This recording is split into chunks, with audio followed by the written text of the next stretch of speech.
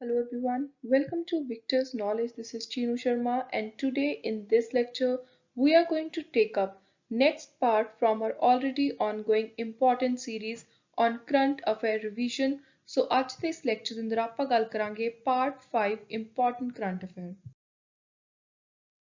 Also, if you are visiting my channel for the first time, please do subscribe to it.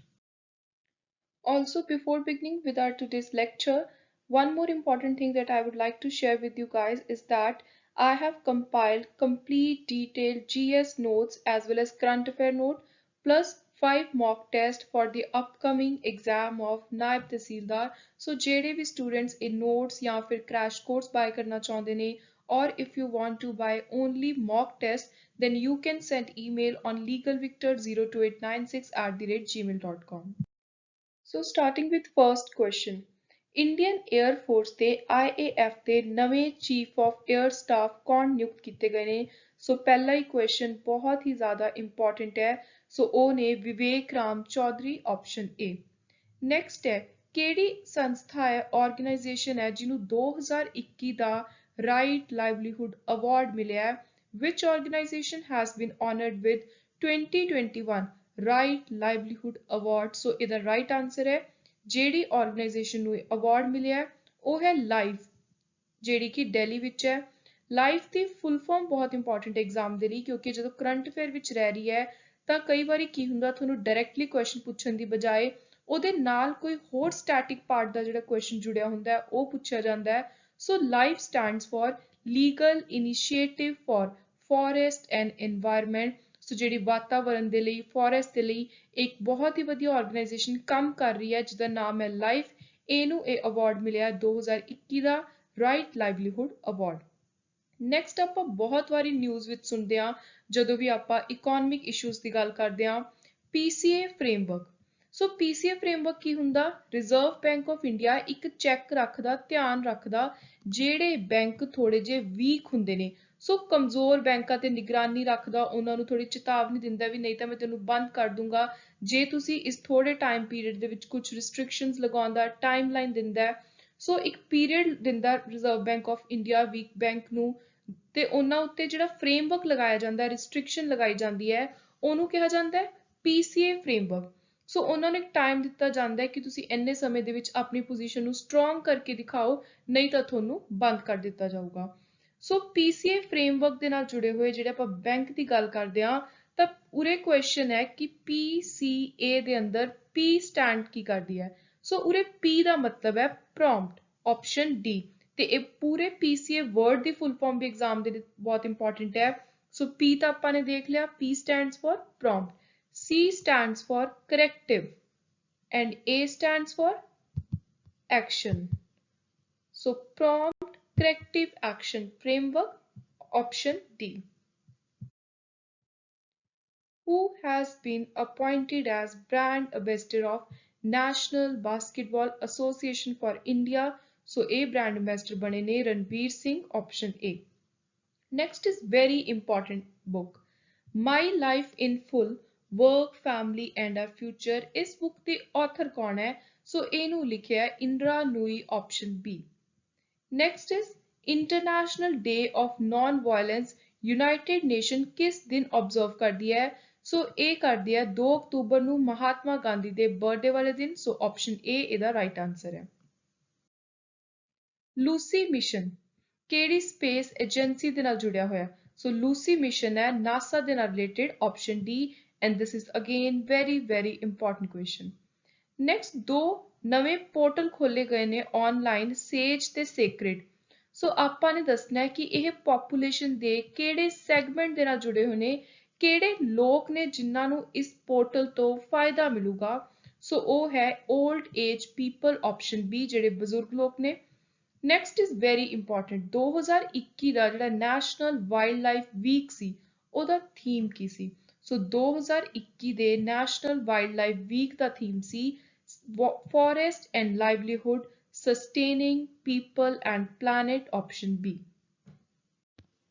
ਸੋ ਉਰੇ ਇਹਦੇ ਨਾਲ ਹੀ ਜੁੜਿਆ ਹੋਇਆ ਇੱਕ ਹੋਰ ਇੰਪੋਰਟੈਂਟ ਕੁਐਸਚਨ ਬਣਦਾ ਕਿ ਇਹ ਵੀਕ ਦੀ ਡੇਟ ਕਿੰਨੀ ਹੈ? ਸੋ national wildlife week annually ਹਰ ਸਾਲ 2 ਤੋਂ 8 ਅਕਤੂਬਰ ਨੂੰ ਆਬਜ਼ਰਵ ਕੀਤਾ ਜਾਂਦਾ ਹੈ, ਲੋਕਾਂ ਨੂੰ ਜਾਗਰੂਕ ਕੀਤਾ ਜਾਂਦਾ ਹੈ ਫਲੋਰਾ ਤੇ ਫੌਨਾ ਬਾਰੇ। Next is Clean India program has been inaugurated from which state? ਕਿਹੜੀ state ਤੋਂ ਇਹ ਪ੍ਰੋਗਰਾਮ ਸ਼ੁਰੂ ਕੀਤਾ ਗਿਆ? ਸੋ ਇਹਦੀ ਸ਼ੁਰੂਆਤ ਹੋਈ ਯੂਪੀ ਉੱਤਰ ਪ੍ਰਦੇਸ਼ ਆਪਸ਼ਨ ਸੀ। Next very important Hwasong 8 ਇਹ ਨਵੀਂ ਹਾਈਪਰਸੋਨਿਕ ਮਿਸਾਈਲ ਹੈ ਕਿਹੜੀ ਕੰਟਰੀ ਨੇ ਟੈਸਟ ਕੀਤੀ ਹੈ? ਸੋ ਇਹਨੂੰ ਟੈਸਟ ਕਰਕੇ ਦੇਖਿਆ ਨਾਰਥ ਕੋਰੀਆ ਨੇ ਆਪਸ਼ਨ ਡੀ। ਨੈਕਸਟ ਹੈ one district one product scheme UP government ਨੇ ਇਸ ਸਕੀਮ ਦੇ ਲਈ ਕਿਹਨੂੰ ਆਪਣਾ ਬ੍ਰਾਂਡ ਅੰਬੈਸਡਰ ਚੁਣਿਆ ਹੈ? ਸੋ ਉਹ ਨੇ Bollywood actress Kangana Ranaut option A. RBI reserve bank of India apex bank ਇਹਨਾਂ ਨੇ ਪਾਲਿਸੀ ਰੈਪੋ ਰੇਟ ਕਿੰਨੀ ਪਰਸੈਂਟੇਜ ਉੱਤੇ ਹੀ ਬਰਕਰਾਰ ਰੱਖੀ ਹੈ ਰਿਟੇਨ ਕਰਕੇ ਰੱਖੀ ਹੈ? ਸੋ ਇਹ ਰੈਪੋ ਰੇਟ ਬਹੁਤ ਵਾਰੀ ਡਾਇਰੈਕਟਲੀ ਐਗਜ਼ਾਮ ਵਿੱਚ ਪੁੱਛਿਆ ਜਾਂਦਾ ਹੈ ਇਹਦੀ percentage so that is 4% option D. Next is which Indian state has received the geographical indication GI tag for Palgad Vada column rice?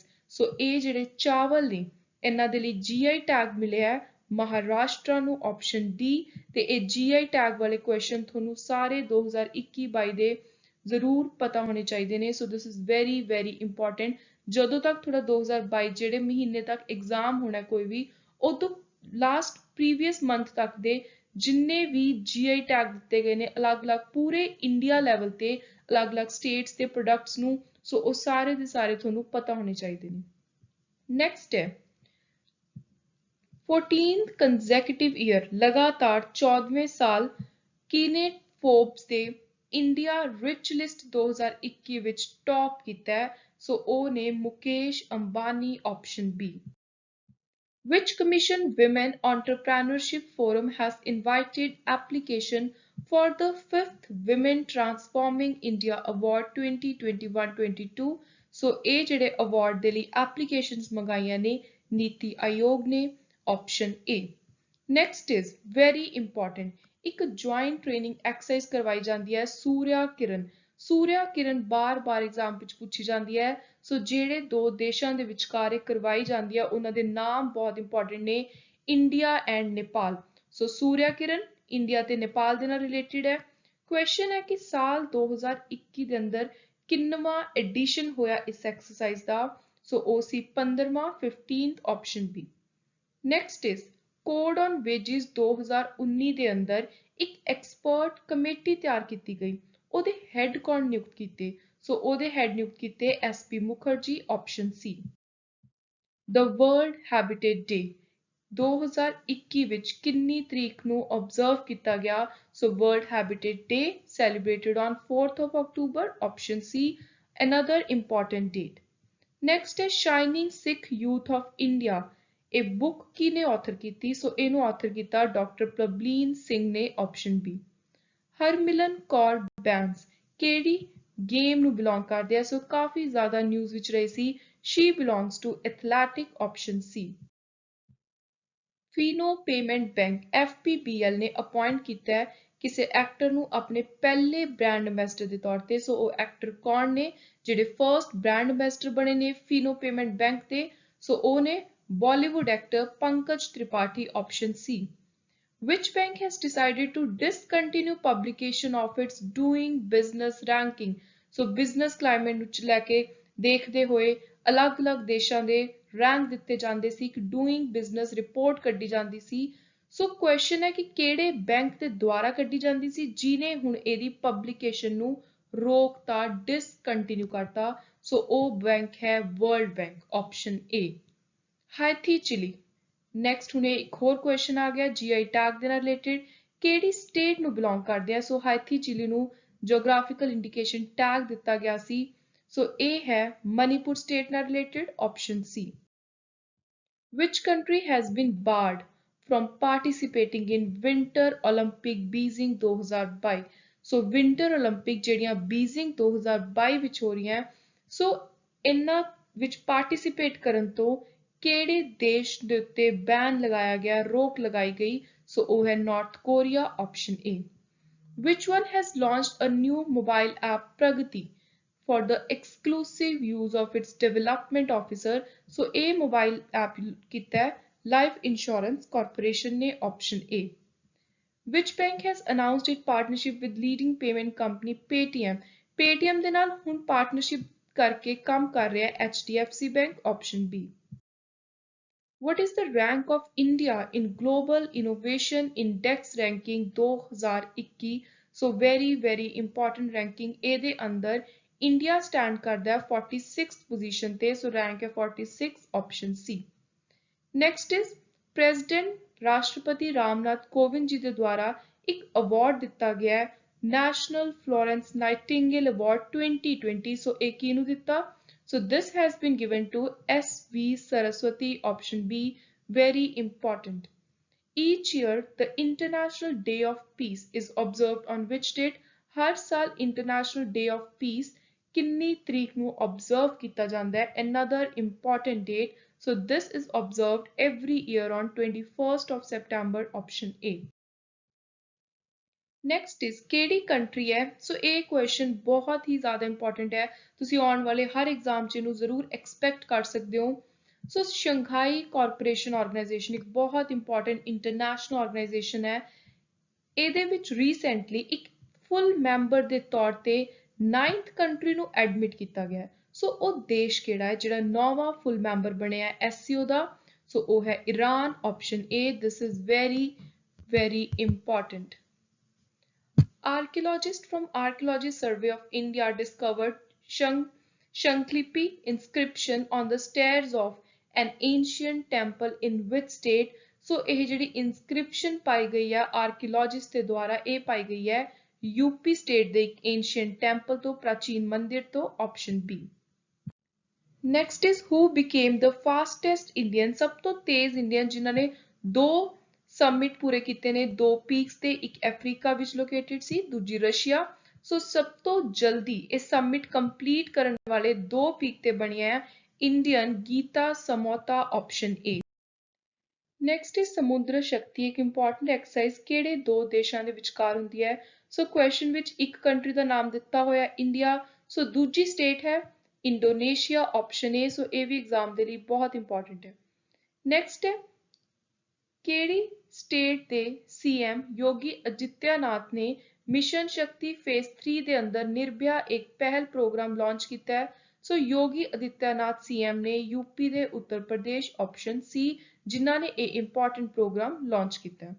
ਸੋਜਤ ਮਹਿੰਦੀ, ਇਹਨੂੰ ਵੀ geographical indication tag ਮਿਲਿਆ ਹੈ, ਕਿਹੜੀ state ਤੋਂ belong ਕਰਦੀ ਹੈ? ਸੋ ਸੋਜਤ ਮਹਿੰਦੀ ਹੈ ਰਾਜਸਥਾਨ ਤੋਂ, option B।